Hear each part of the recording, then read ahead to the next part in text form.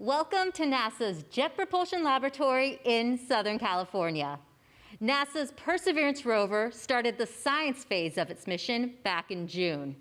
Now, it has successfully acquired its first rock samples of Mars. I'm Raquel Villanueva of JPL's Digital News and Media Office. I'll be your host today as we discuss collecting Martian samples that are planned to return to Earth. Those of us here at JPL are all masked in accordance to LA County guidelines here in California.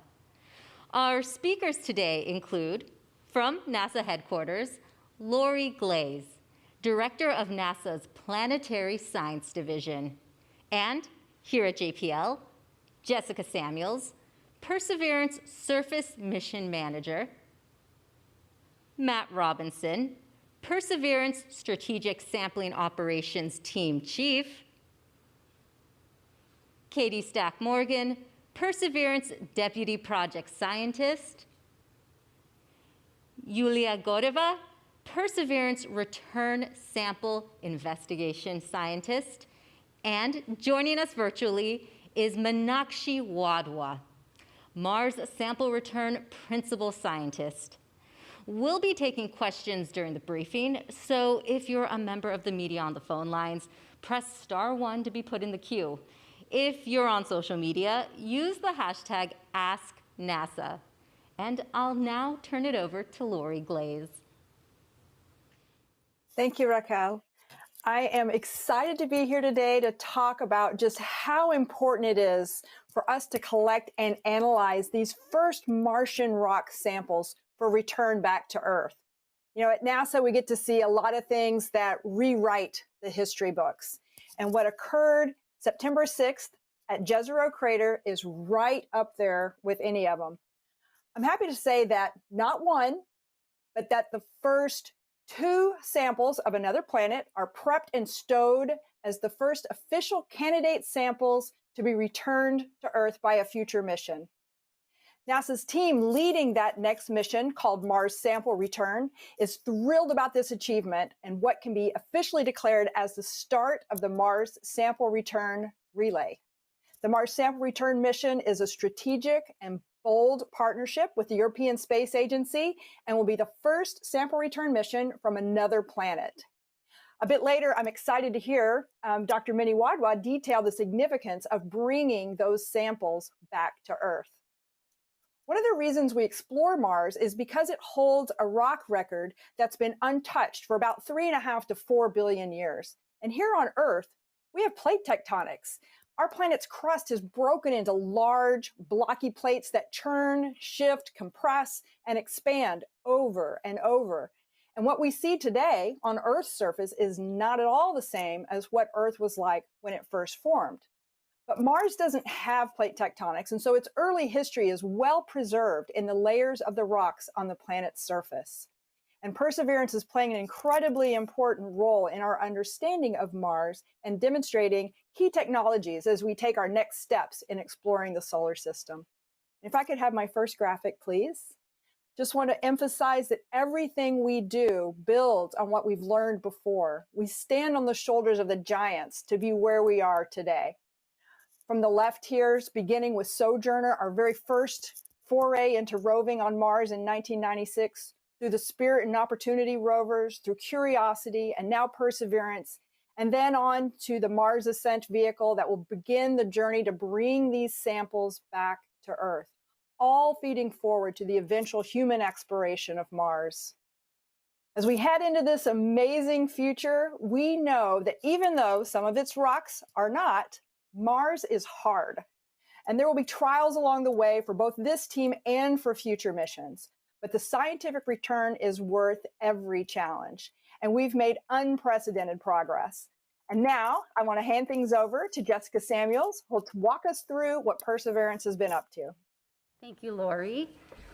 So we are currently on our 198th sol, or Martian day, in the mission, and happy to report that the vehicle continues to be healthy with all of our systems operating nominally. To give you all a little reminder of where we are in our sol path here, let's look at this first graphic. So to date, the rover has traveled 2.2 kilometers, or about 1.4 miles. And if you follow the path leg south, you can find the location of our first sampling attempt at Rubion. As we continued our leg to the west, we were very pleased to see our enhanced autonomous navigation system performance travel about 560 meters in just over the course of 2 weeks while performing remote sensing along the way. So we are well on our way with a fast traversing vehicle on Mars, making great strides. But let's talk about the sampling. So let's see, our next image here. So this is an image of our first sampling location. Our target Rubion is on the right, and you can see this is a paver stone.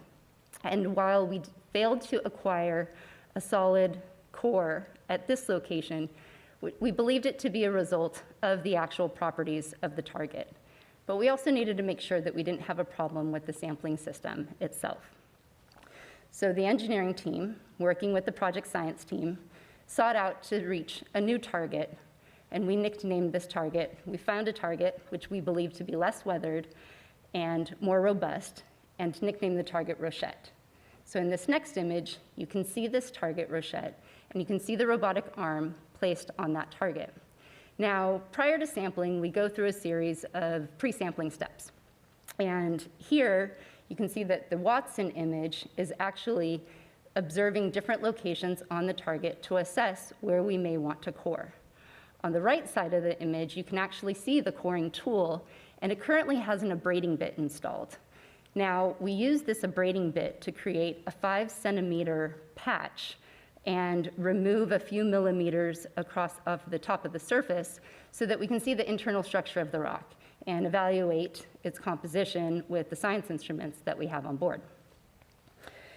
Now, after reviewing the abrasion of this target, which we can see in this next image, the engineering and sampling team felt quite engineering and science team and sampling team felt quite confident about proceeding with an acquisition in this rock.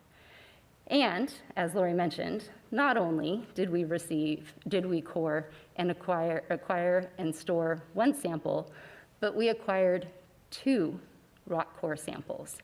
As we were evaluating this target, the science team found this target to be a very high value as well, and we proceeded with our paired sampling strategy. And the second sample was acquired just 2 days after we acquired our first sample. So the height of each of our 2 rock core samples, the first was 5.9 centimeters, the second 6.1 centimeters, and with a target depth for acquisition being 6.6 centimeters, you can imagine we were all very, very pleased with these results. The volume is measured by an internal station inside the cavity inside the rover itself. So personally reflecting on this moment, this has been the culmination of so many years of so many people's hard work and time and effort. And I know that when I joined this particular project in 2014, I wanted to be a part of this moment, to be able to achieve something that has never, ever been done before. And while it definitely was a very long time waiting, I think all of us can say that it feels fantastic to be able to be up here and share this all with you. But of course, building spacecraft and operating them on Mars does not come without its challenges. But these are the challenges that keep us all going and motivated to do what we do. You know, whether it's building a piece of hardware and finding that it doesn't do what you intended it to do and you need to redesign it during development, or schedule slips because that's just how long it takes to perform the work, or having Mars react to you in a way that you never experienced in your ground test program. These are the challenges that continue to make us better engineers, better scientists, and better teammates. Like our Perseverance rover, this team continues to persevere and maintain the confidence in our engineering capabilities, as demonstrated now with our 2 sealed rock core samples. We all take significant pride in continuing to do things that are hard and challenge ourselves. But we know, and as demonstrated by what we have just done, that continuing to work as a team, we really can achieve these amazing accomplishments. So to tell you a little bit more about how our sampling system works, I'd like to introduce you to Matt Robinson, our Strategic Sampling Science Team Chief. Thank you, Jessica. The sampling and caching system is the most complex mechanism ever flown into space. However, it's the appropriate level of complexity for the job that we've asked it to do. And so far on Mars, it's performed absolutely beautifully. The robotic arm has a coring drill on the end of it. It places and preloads the drill on the rock target. As the coring drill drills into the surface, the sample enters a sample tube. And here's an example from our test program of what the sample tube looks like. Start the video, please. Then the robotic arm retracts from the surface and drops off the drill bit with the now filled sample tube into our sample processing center. There's a sample handling arm which manipulates the sample to take images of the sample, to measure its volume, to seal the sample tube, and then to store it on board for potential future return.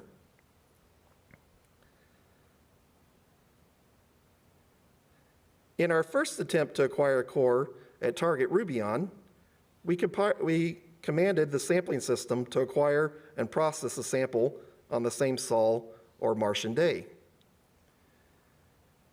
For our second sample attempt at target Mont Denier, we wanted to do things a little bit differently.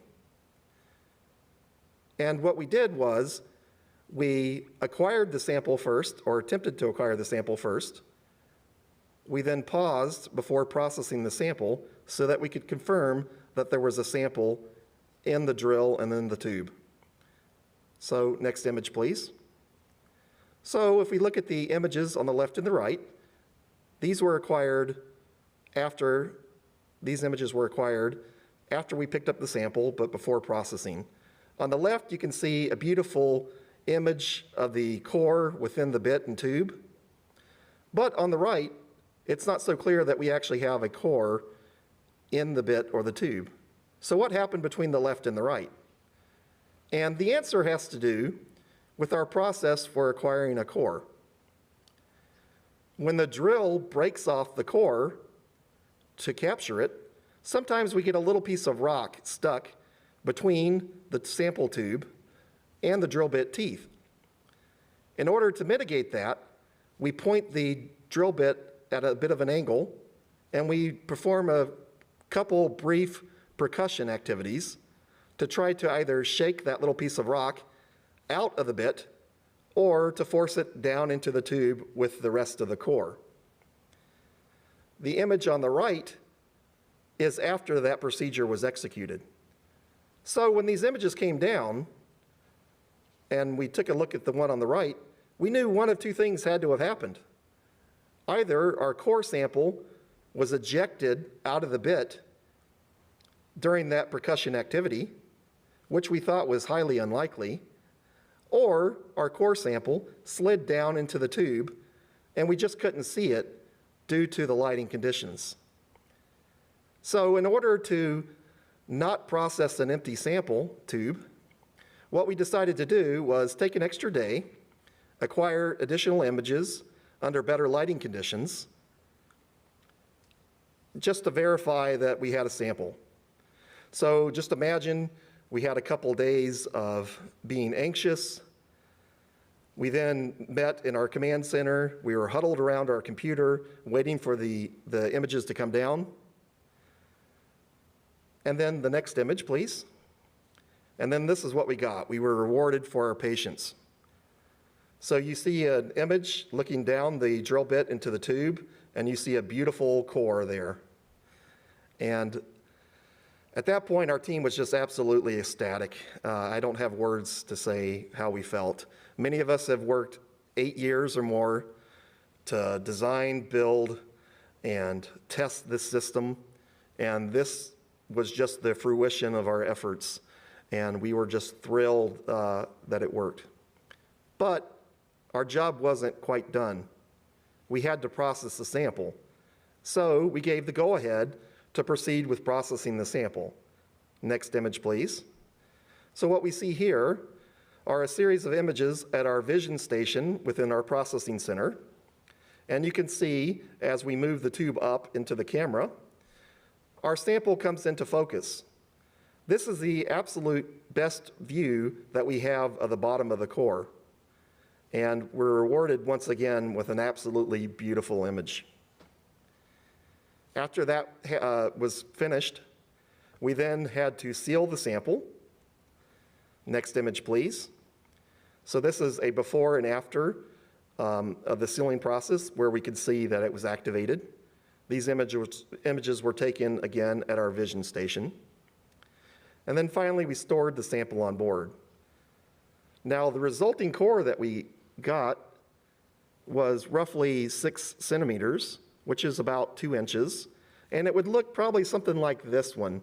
This is a sample from our test program here on Earth. Well, Mont Denier was our first sample acquisition and processing. A couple days later, we processed our second sample at Montagnac on the same rock. But our job's not done. We have an additional 35 sample tubes to acquire samples and to process. So we have a ways to go, but we're excited to have the opportunity and we're thrilled to have the challenge. And with that, I'll pass it on to Katie. Thanks, Matt. On behalf of the Mars 2020 science team, I would like to thank and acknowledge the thousands of engineers and scientists who contributed to this major mission milestone, an important next step in planetary exploration.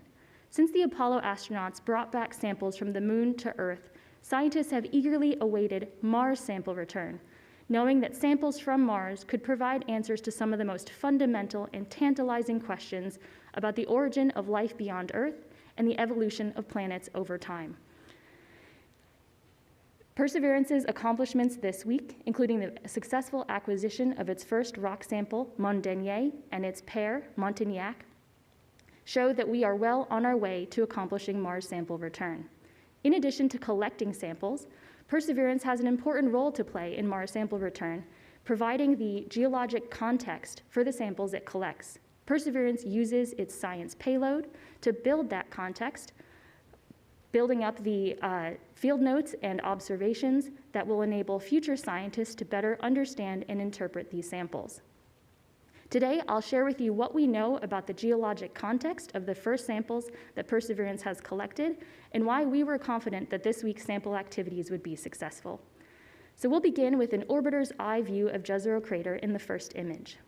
We can see here the rover's landing site at Octavia E. Butler Landing, shown there in blue, and the rover's current location in green. Since landing, Perseverance has been exploring the rocks of the present-day floor of Jezero Crater. Scientists have long debated whether these rocks are sedimentary, perhaps related to the ancient lake in which the Jezero Delta was formed, or whether they were the result of volcanic activity in the region. Regardless of whether these rocks are sedimentary or volcanic, they've been of interest to the Perseverance team because they include both some of the oldest and amongst the youngest rocks in Jezero Crater. And these rocks have the ability to provide important time constraints and duration constraints on the Jezero Lake and its habitability, and aid in our construction of the geologic history of the region.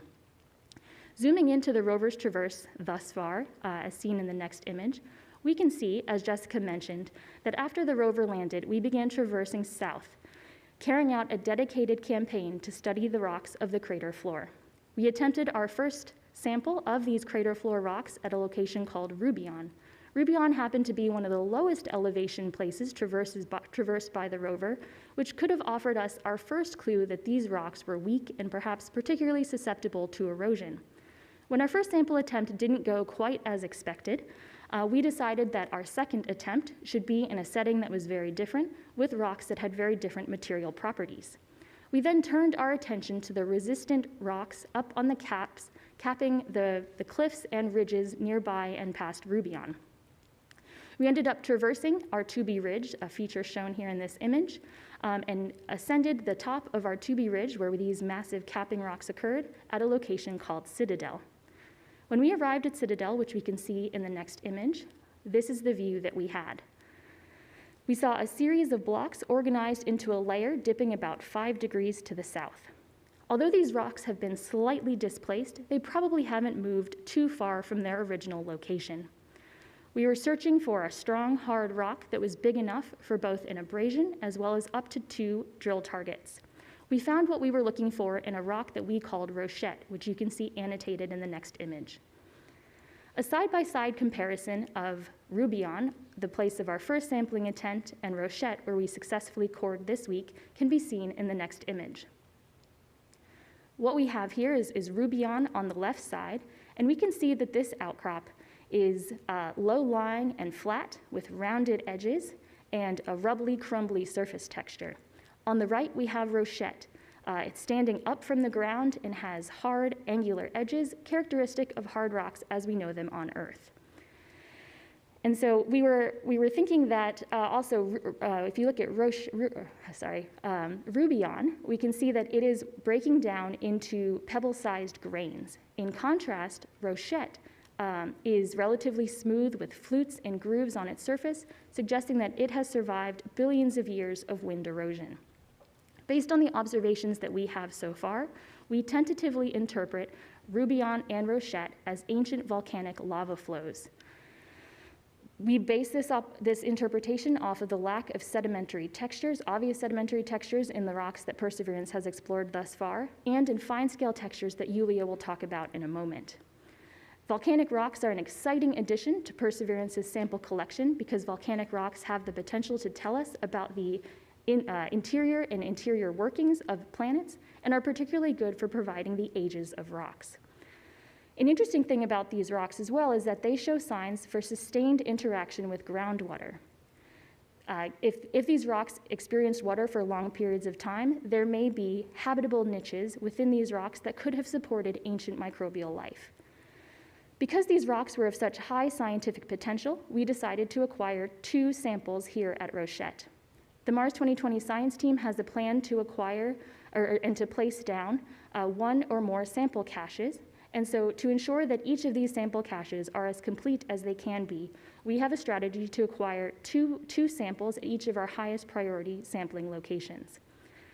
To tell us more about these rocks, what they're made of, what they look like up close, and what that means geologically, I'll now pass it off to our return sample science mission scientist, Yulia Goreva. Thank you, Katie. Well, the first slide, as Katie showed, compares 2 drilled boulders. And visually, the rocks indeed on the left seems crumbly, and the second on the right is high-standing, much more solid with sharp angular edges.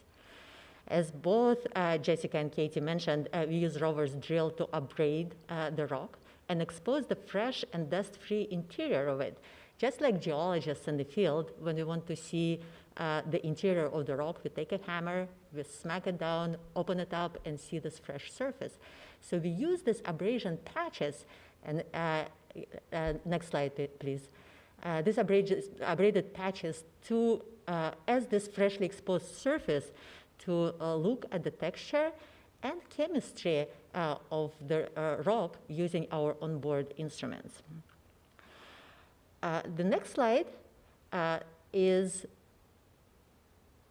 a natural color close-up of a part of Bellegarde. That is our recent, the most recent abraded patch made by SuperCam instrument. SuperCam uses optical and laser spectroscopy to identify chemistry and mineralogy of the rock. The image of Bellegarde here shows that the rock consists of several mineral phases. You can see them by color. They are light, white, dark, grayish, and somewhat rusty color. The overall chemical composition of Bellegarde is consistent with minerals typical for an igneous or volcanic rock. The rock originally solidified from lava or magma, such as basalt or gabbro. But in addition, Raman spectrometer of SuperCam identified a salt within the rock. And you can see that white speck right in the middle of the image. Further imaging by Sherlock instrument, you can see in the next slide, that instrument is placed within only a few centimeters from the rock surface. And it gives us even more detail. You now can see individual crystals, and some of them are angular or elongated, we call them tabular, and not rounded as you would expect in sedimentary rock. That observation further supports the hypothesis of the rock's igneous or volcanic origin. So let's zoom even closer. The blue square in the middle is a footprint of Sherlock's spectral analysis, and it's only 6 by 6 millimeter in size. The next slide shows that footprint. You really can see individual crystals here. And while the detailed mineral analysis are still ongoing and the science team working and poring over the data that is supplied by our Perseverance rover, Sherlock spectroscopy results reveal the presence of salts as well. Salts such as calcium sulfate. Those are yellow dots in the image. The calcium sulfate is something like gypsum or relative to gypsum. And a calcium phosphate. Those are the blue dots. Now, next instrument, Pixel, identified over 20 elements in Bellegarde. The maps, like you see on the slide, same size as the Sherlock's map, show the chemical composition of each individual mineral grain from which mineral, actually real mineral, can be inferred. Here is shown a spectral signal from calcium in red, sulfur in green, and aluminum in blue. Combination of calcium and sulfur in the same spot indicates a calcium sulfate, yellow color in this image. And that location for sulfate and composition correlate directly with Sherlock findings. So what does this actually mean? What it means that we have collected a rock from the floor of the geyser crater that is igneous or volcanic in origin, and it has salts within it. The presence of salts indicate that this rock was subject to water. The water percolated through the rock, and as it percolated and evaporated afterwards, it's left behind the salty residue. And why the science team is excited about that is because this rock, once returned to Earth, once returned to state-of-the-art laboratories, it can be really interrogated for its chemistry, for its mineralogy, for its age. And salts within it, we can look at the composition and look for tiny inclusions, such as tiny inclusions of liquid bubbles or bubble fluids inside of salts. That would actually give us a glimpse of the geyser crater at the time when it was wet and was able to sustain an ancient Martian life. And with that, I'm back to Minnie, or forward to Minnie. Great. Thank you, Yulia. So I know you've heard this from others on the panel today, but I cannot overstate the significance of these rock samples that were collected by Perseverance. This is a truly historic achievement. You know, the very first rock cores collected on another terrestrial planet. It's amazing. These two rock cores, as well as actually the first sample tube that contains Martian atmosphere, these actually represent now the beginning of Mars sample return. I have to say, you know, I've dreamed of having samples back from Mars to analyze in my lab since I was a graduate student. And, you know, in our science community, we've talked about Mars sample return for decades. And now it's actually starting to feel real. These first core samples will actually be among tens of other samples that'll be collected by the Perseverance rover in the many months and years to come. And the point of collecting these really well-documented rock, soil, and atmosphere samples, though, is to bring them back to Earth so that we can analyze them here in the best and most capable Earth-based laboratories so that we can answer some of humanity's biggest questions, like, was there ever life beyond Earth in our solar system? Did life exist on ancient Mars? Besides these astrobiological questions of interest, these samples will also give us a much better understanding of the geologic history and the history of water and climate on Mars. And so by returning these samples, we'll be able to definitively address some of these high priority science questions by engaging the global community of scientists in their analysis using state-of-the-art analytical capabilities like this synchrotron radiation source facility that's shown here in the next image. And this type of facility actually occupies the area of several city blocks. It produces high energy, high brightness X-ray beams that can be used to provide some unique chemical and mineralogic information for natural samples on extremely small spatial scales that are just not possible if you do these types of analyses or you try to do these types of analyses remotely. So this is not something you can really take to Mars on any kind of spacecraft. This is just an example of the many types of advanced techniques that are available in Earth-based laboratories that you never really can send to Mars because of mass volume and power considerations. But such techniques can and will be used for analyzing return samples. The other reason that we want to bring back samples from Mars is that if we curate these samples well, we'll be able to analyze them in the future using techniques that don't even exist today, and address questions that perhaps we can't even think of asking based on what we know today. This next image actually shows a sealed rock core that was collected on the moon during the Apollo 17 mission nearly a half-century ago. This sample was carefully unsealed last year in NASA's Lunar Curation Facility, and it's now being analyzed by a new generation of researchers using techniques that didn't even exist in the 1970s to answer questions about the moon that could not be answered back then. For example, is there water in the interior of the moon? And if so, how much? So it's really amazing, in fact, how much we can continue to learn about the moon and about the Earth-Moon system and about our solar system from analyzing these lunar rocks that were collected nearly 50 years ago. So the samples that we bring back from Mars will also enable incredible discoveries for decades to come. So the next animation actually illustrates that the samples collected by Perseverance represent the first phase of the MSR campaign, or the Mars Sample Return Campaign. The next phase will involve collecting these samples and launching them into orbit around Mars. And then these orbiting samples would be captured and returned to Earth in a sample return capsule. So you can see this animation here showing the sample return capsule that would then be sent towards Earth. So this next phase is planned to begin no sooner than 2026, and the samples are expected to return no sooner than about 2031. So I've no doubt that the samples that we collect on Mars with the Perseverance rover and that we bring back to Earth in the next decade or so will revolutionize our understanding of Mars as a terrestrial planet, including whether life once existed on that planet. And with the collection of these first samples by the Mars 2020 mission, we're taking our very first steps towards that goal. For myself, I can say that I can't wait to analyze these samples in my lab at Arizona State University, and I know many scientists around the world are eagerly waiting for these samples too. So the fun is just beginning, and stay tuned. So back to you, Raquel.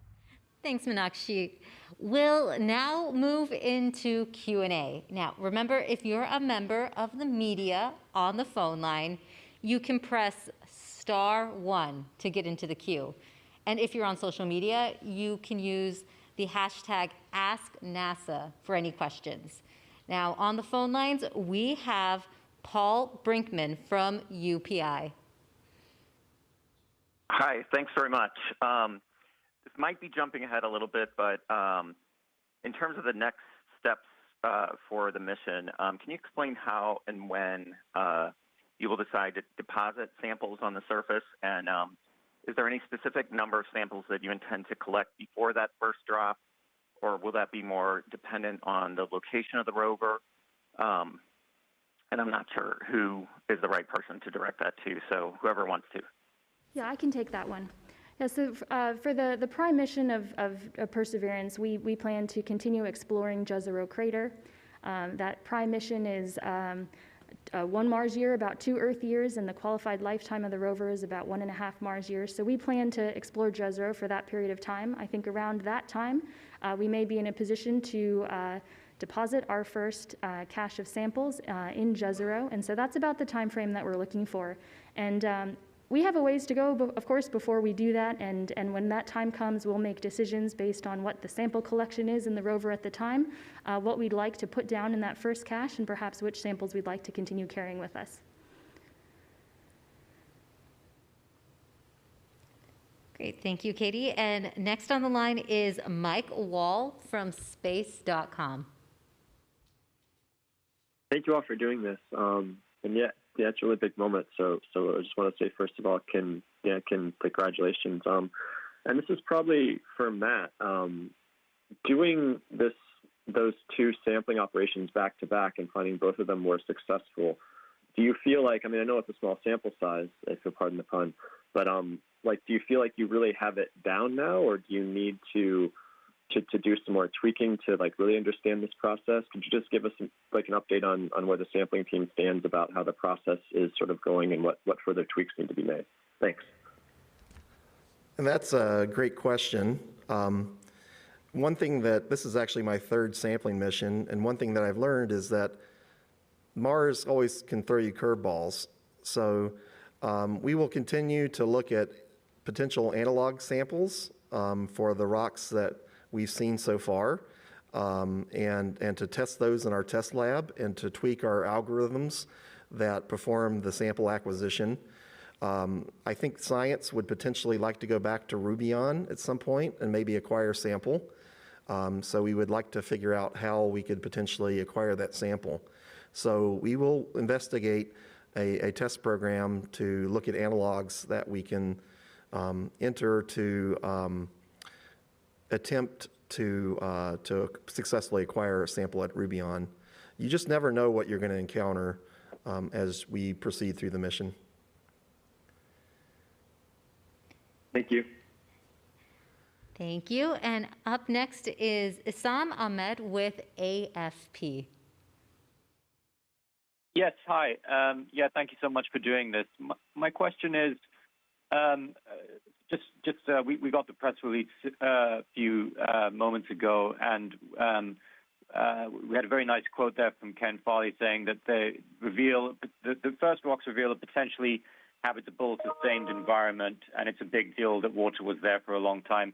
Could you perhaps talk to where we were scientifically about the habitability of this environment before, and how much these samples have advanced that? Yes, I can take that. Yeah, thank you. I can take that question. So I believe every single surface mission to Mars has observed what we believe to be an ancient habitable environment. This was particularly hit home by the Curiosity rover mission, which discovered within the first year of its mission a conclusively habitable lake environment. And we knew already that Jezero crater had such a habitable lake environment, and that's what brought us there to Jezero. But the big difference here is that now we have a sample of potential habitable environments ready to come back to Earth. And the mineral diversity of this sample that Yulia talked about, the presence of salts in these rocks. Salts are great minerals for preserving signs of ancient life here on Earth, and we expect the same may be true for rocks on Mars. And so the major advances, I think, are still to come when we get those samples back to Earth and can look into that rock sample, whether it's Montagnier or Montagnac, and look for those signs of ancient life in some of these what may be habitable areas within these rock samples. Thank you. All right, thank you. We now have some social media questions. For Loop on YouTube asks, how did you prevent acquired samples from cross-contaminating, considering the same bit is used to drill all of them? Jessica, Matt, would you like to take it? Either way. So our system is designed to reuse coring bits. We actually have a series of coring bits on board so that we will change out bits over time. But we also have quite a dynamic environment that happens as we perform the percussion activity within the sample tube that sits inside of the bit, as well as cleaning events that we do periodically for the core itself. Matt, I don't know if you want to add to that. The only additional thing that I would add to that is that we carry multiple drilling bits with us. So we have a total of 6 drilling bits. And if there was a special sample that we wanted to acquire and we wanted that to be a little more pristine, we could potentially use a fresh drilling bit for that one. And Yulia also has a comment. And I'll follow up from a science point of view. We are collecting samples on Mars. The cross-contamination between the samples is not that big of a concern because we have dust everywhere. The dust covers the Martian surface. It's going to get in every tube that we are going to acquire our samples in. What contamination really plays, or contamination control plays a really big role is in how we designed and prepared the hardware for collection of the samples. The concern here is that we didn't want to bring anything from Earth that could be mistaken by Martian organics, for example, organic material, once it's actually the sample is back to Earth. And for that, for years, the Mars 2020 team went through a great deal of development of both materials and the cleaning procedures for that hardware, so we can assure that there is no terrestrial contamination in the samples. But with respect to cross-contamination between the samples, that's not that big of a concern for science. Thank you all for all your answers. And we have another question for Lori Glaze, but I'd like to open it up to everyone else after her answer. Ciencia News on YouTube asks, what is the importance of collecting this first sample? I think we've heard a couple of times today just how important it is to collect this first sample. This is the first time we have ever collected a sample of a rock from another planet with the intention to bring that sample back to Earth where we can analyze it. And it's not just the scientific importance, but the technical achievement to be able to do this. I think Jessica said that this is perhaps the most challenging thing we've ever tried to do on another planet. The complexity of that system, of the sampling arm and the drilling apparatus, and then the ability to process the samples and cache the samples on the rover, is something that is incredibly complex. And it has an amazing potential to help us better understand the history of Mars, but also potentially the possibility for whether or not life existed on Mars in the past. So it's an incredible opportunity. And of course, we already have samples of Mars on Earth as meteorites, which I'm sure Minnie can add to here and speak about. We have pieces of Mars on Earth, but we don't know where they came from. We don't know the context. We don't have all of that basic information. And so this is just an amazing opportunity. Would anyone else like to add anything? All right, Lori Maybe summed it up. I can. Oh, go ahead, Minnie. Go ahead. No, I was just going to say that Lori really put this very well. But and we have these Martian meteorites, but these meteorites have, by their very nature, they've been sitting on the Earth and bathed in the Earth environment for sometimes many decades or longer. And so we don't have really unaltered, pristine, unaltered by Earth contamination, materials from Mars. And so these samples, when they come back to us, they'll be just incredible in terms of being able to tell us something, especially about whether there was any kind of past life on Mars, and also important questions about the evolution of Mars, its history. And so, for me, that it's really these first samples are really important because they really kind of kick off that Mars sample return campaign. And so, yeah, I'm super excited about that. And I actually have a follow-up question for you. Wilco on Facebook asks, how do the samples return to Earth? Yeah, so that the Mars Sample Return Program is currently in its concept and development and technology development phase, and so we're in phase A right now, and we're really planning. What we're planning to do is to launch a couple of missions. One will be a sample retrieval lander, which will actually pick up the samples that'll be collected by the Perseverance rover and bring them into Mars orbit.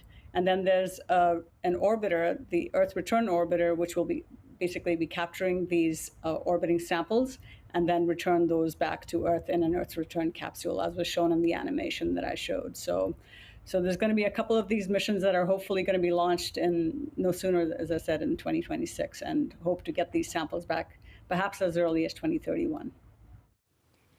Great, thank you. And up next on the phone lines is Marcia Smith from Space Policy Online. Thanks so much. I had two questions for Lori, and one has to do with what Minnie was just talking about in terms of the schedule for getting this done. Does NASA have all the money it needs in its budget runout to support a launch in 2026? And when are you going to decide if it's going to be 2026 or 2028? And then a very different kind of question is, what do you do with these scientific results as part of NASA's plan to send humans to Mars someday? If you find that these areas are habitable, does that mean that you're not going to send astronauts there because you don't want to contaminate the area, or you will send astronauts there because that's exactly what you want them to study? Marcia, those are two great questions. I'll start with the first one. So as Minnie said, we are in the phase A of the development right now, the concept development. We are extremely pleased with the budget request that the president put forward for fiscal year 2022 and beyond. And I think we are in a really good place right at this moment with the funding that we have. Of course, as part of phase A, we are exploring a bunch of different trades and trying to best understand how we can execute this mission. So I think we're where we should be right now. As far as the human exploration question, I think the human desire to put humans on Mars is very strong. That exploration drive that we have. I really believe that we are going to do that one way or another. And once we better understand the environment on Mars and better understand whether or not there was potentially life there in the past, will help us design where we want to go and how we want to go. But I think it's definitely going to happen. Great, thank you. And up next is Leo Enright with Irish Television. Thanks very much, Raquel. This is for Katie. Katie, you were talking about the high scientific potential of this sample, and I'm assuming the fact that you're now talking about perhaps going back to Rubion means those words were chosen quite deliberately. Can you be a bit more specific about why you're excited by this sample? In particular, does this unequivocally say that the lava flow predates the delta itself, and the fact that the lava does have these salts in it, is that what is getting you excited? Yes, thanks for that question. So first of all, we're excited about these rocks, whether it was Rubion or Rochette, because volcanic rocks have the potential to provide age constraints on the Jezero Delta. And there have been different models for what the age and relative age of the crater floor rocks are with respect to the delta. But I think the current prevailing idea is that these rocks of the crater floor perhaps are just older than the delta.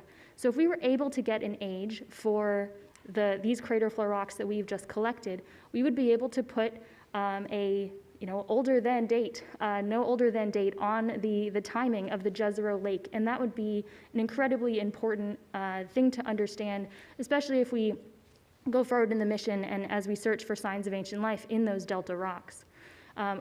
We also mentioned, and Yulia talked about, and I'll pass it to her in a moment, our excitement about the mineral diversity of both the Rochette samples as well as Rubion. And Rubion was an interesting rock because the thing that makes it most interesting might have also made it one of the things that was made it difficult to acquire and to core. And so at Rubion, we had a lot of salts there, and Yulia talked about the significance of that. And so I'll pass it to her to talk a little bit more about why we were particularly excited about Rubion and the extent of alteration that rock saw, but why we also think that Rochette is an important sample to have in our sample collection. Well, Katie, you pretty much answered the question, but the importance is that the rocks in general, Rubion and Rochette, are very similar, if not the same. But they did experience different degrees of the aqueous alteration or different degree of exposure to water. Rubion has much more salts that we observed with our rover instruments, and much more alteration, which is changing the minerals within the rock, within the volcanic rock, with exposure to water. And as such, that rock has even bigger potential to deliver the sample that is full of those salts that may have the inclusions of liquid water within them that we actually can look at and learn about the wet time in the Jezero history. And at the same time, it is still an igneous or a volcanic rock and potentially provides information of age, especially in combination with the field observations that Katie was talking about.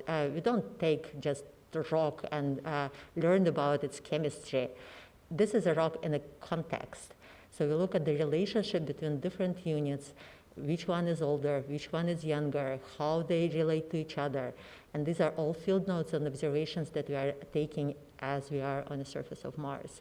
And the sample is to test that hypothesis and to provide the data once it's back on Earth. Great, thank you. And up next on the phone lines is Ken Kremer with Space Up Close. Hi, thank you for doing this, and congratulations on the core sample. My question, I think, is for Katie Stack-Morgan, but for anyone else, too. Can you talk a little bit about the future route that the rover is going to take? And when do you think you will get to the stromatolite region, which was your main target, and where that is located? Thanks. Yes, great question. So we are just planning today a drive away from the Citadel region where we acquired these 2 core samples. And we'll be heading into a region that we call Seta. And we think what really is exciting to us about this area are 2 main things: the potential that this area has fine-grained sedimentary rocks, and we see layering that suggests that that could be true. We also see in this area a very distinct olivine signal in the orbital spectroscopy data. And there are only very specific types of rocks that we have here on Earth that have such olivine signals and olivine-bearing signals, and so we're excited to check out those rocks, which also may be amongst the oldest that we have exposed in the crater. After we go to South Seta and do what we hope to be sample collection there, we'll then go around that outcrop, that big area exposure, and head straight to the delta. And we will begin our exploration of the delta. And you mentioned stromatolites. So now we don't know for sure that there are stromatolites or ancient fossilized microbial mats here in Jezero, although it would be certainly fantastic if we were to find something that we thought could be that. The Jezero Delta itself, particularly the lower layers that we think were deposited in a very quiet, calm lake environment, are a great place to look for potential ancient biosignatures. And so we will have the opportunity to explore that once we get to the delta. And you might also have been referring to what we've been calling the marginal carbonate unit within Jezero. And these are the deposits around the inner rim of the crater. And carbonate minerals here on Earth are also great preservers of ancient biosignatures, and many stromatolite examples are found in carbonate-bearing rocks. And so after we explore the delta, we'll likely move on to the marginal carbonates, and that will probably be around the time of the end of our exploration of Jezero crater, and perhaps beyond that, we'll be able to think beyond the crater. Thank you. Great. We have another social media question coming in, and I think, Matt, you should get your sample ready. How large are the samples that have been collected, and do you expect that will be returned intact in that full size? So this is a core sample from our test program and our test bed on Earth as we were developing our sampling system. It's roughly 2 to 2 1/3 inches long. All the core samples aren't going to look quite as intact as this one. They may break up into little chips, but this is representative of a particular rock sample. But even if it breaks up into little chips, it's still a very scientifically valuable sample, and they can still do a whole lot with it, and it's still very interesting. So you wouldn't expect all the core samples basically to look quite like this as one solid piece.